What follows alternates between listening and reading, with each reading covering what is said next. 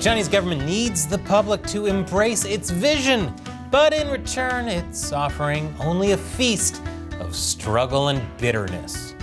Chinese people aren't biting. Welcome to China Uncensored. I'm Chris Chappell, and I've got some great news for you. It's also a bit peculiar, so stay tuned for more on that at the end. All right. China is determined to achieve the glorious rejuvenation of the Chinese nation. They want to make China great again, although God doesn't quite have the same ring to it. At least that was the message from China's second-in-command Li Qiang when he delivered the government's work report earlier this month, marking the beginning of the country's annual Two Sessions gathering. The Two Sessions is a political event that sees thousands of delegates and Chinese Communist Party members flock to Beijing to hear the government report results from the past year and present its targets for the coming year. It's like the weigh-in on The Biggest Losers, only it's somehow more exploitative. Members and delegates also participate in meetings on policy topics and pass new legislation. As a result, the Two Sessions is often hailed by official voices as Chinese democracy at its finest. And like any fine democracy, it's all happening under the watchful eye of an all-powerful, unquestionable, power-hungry leader, democratically. This year, the government set targets for another round of 5% GDP growth, the creation of 12 million urban jobs, and an increase in military spending of 7.2%. Hitting these numbers is an important part of the leadership's vision of national rejuvenation. But to get there, the country's economic engine needs to pick up the pace, something that looks difficult given everything. The Chinese property market is still dragging its feet after a years-long crisis. And tariffs are shooting up across the world, hitting Chinese exports, which have driven much of the country's growth in previous years. So the time has now come for the Chinese government to step up and take responsibility for the future of the motherland. Oh wait, did I say government? I meant the people.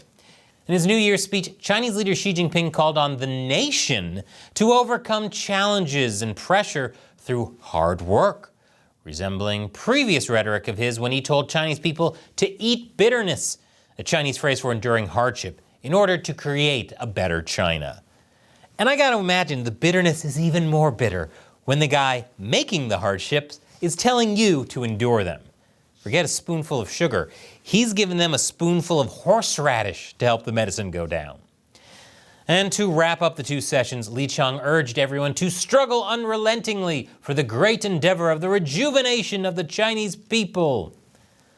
All this talk of struggling, bitterness, and hard work might inspire some CCP members, but unfortunately for the leadership, it seems unlikely that Chinese people more broadly will rush forth to heed the call.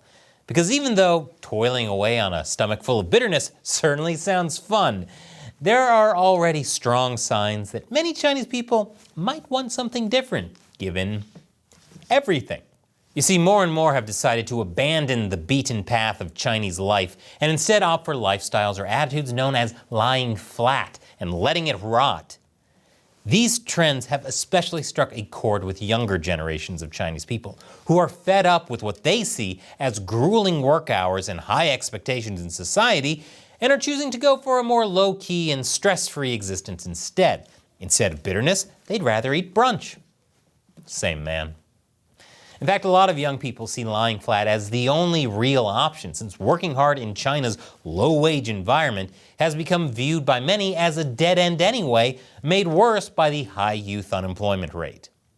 Anthropologist Xiang Biao from Oxford University spoke to the BBC last year about this disillusionment, saying that the entire life of young people has been shaped by the idea that if you study hard, then at the end of your hard work, there will be a job and a highly paid, decent life waiting for you. And now they find out that this promise is no longer working. This also ties into larger frustrations, as recent studies show that Chinese people have been losing faith in China's economic system over the past 2 decades. Refusing to work hard for little gain isn't the only way the Chinese people aren't exactly falling into line lately. For years now, the CCP has been pushing Chinese people to have more children. She has been urging Chinese women to start families. Chinese policymakers have introduced incentives to encourage families to have kids. And local officials have even been calling around asking women when they're planning on getting pregnant. Yes, their best idea is to act like the most stereotypically annoying mother-in-law. But despite these brilliant efforts, the Chinese birth rate has somehow continued to plummet, as have marriage rates, which are often considered a bellwether for birth rates, given that in China, raising a family primarily happens between married couples. At the same time, divorce rates have also surged. So for anyone in China still willing to get a job, it seems like divorce lawyer is the one industry that's become recession-proof. But the powerful in China are not ones to back down from their vision over something as small as public intransigence. Just ask this guy.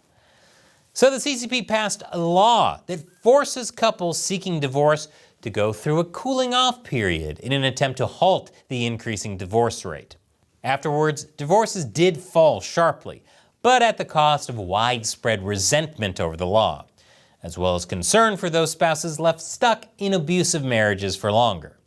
Not to mention all those poor divorce lawyers. So much for being recession-proof.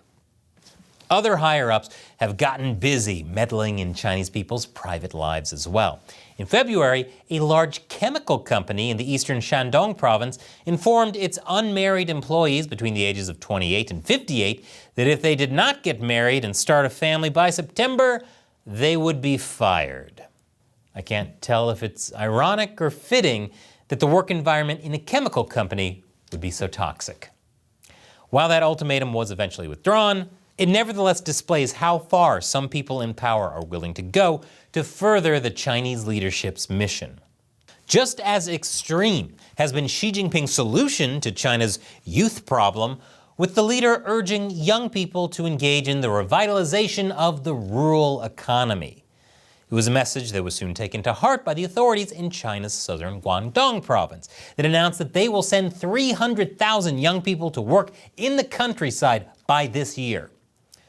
While the Chinese countryside can certainly be a beautiful place, there's a reason why tens of millions of Chinese people have left it over the decades for the opportunities in the Chinese cities. It's less Stardew Valley and more Grapes of Wrath. That reference is for the tiny overlapping section of the video game and classic American literature enthusiast Venn diagram. So rather than presenting a modern, empowering narrative for China's young people, Xi's words are more reminiscent of the Mao Zedong era of the 1960s and 70s, when around 16 million Chinese young people from the cities were sent down to the countryside, including Xi himself, in order to fulfill Mao's communist vision, which didn't turn out so well.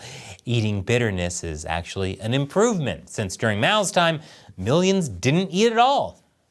In fact, nostalgic throwbacks to Mao's China seem to be a recurring theme in Xi's pursuit of national rejuvenation.